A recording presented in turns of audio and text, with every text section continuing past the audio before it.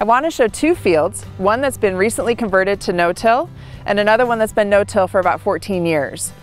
This farmer that owns both pieces now is looking to be on the fast track in this field that he's converting by using cover crops and keeping the soil covered and trying to build up his residue and also increase his root structure in the soil to build soil aggregation.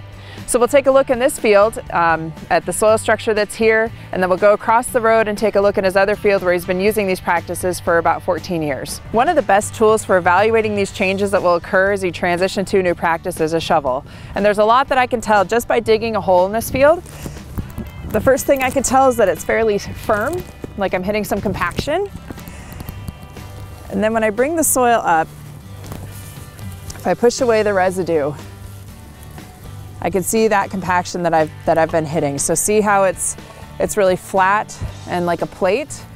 As I break it apart, some of them break apart easily, some hold together and are very tough to break apart.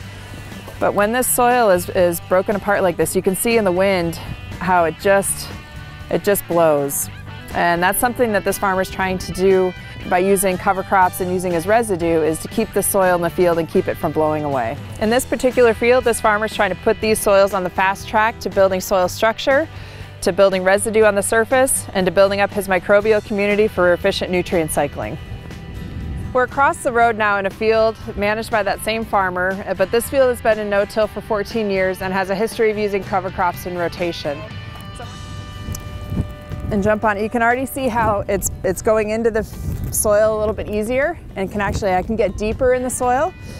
When you pull the soil up on the shovel, there's still a little bit of platiness. So you can already see in the surface of the soil that there are earthworms and there are earthworm channels, and the soil does break apart a little bit easier, and you can see the aggregates that are formed. So one of the major differences that I want to show is the difference in color of these two soils. So this is from the field across the road that has a history of conventional tillage, and then this is from the soil here in this field that has a history of no-till and also cover crops.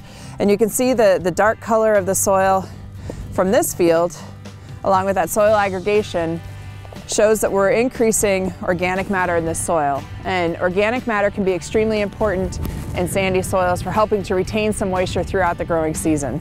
Where this field is just still very light in color, the organic matter is much lower versus this field. We've shown how the management approach used on the same soil type has really influenced the soil health of this system.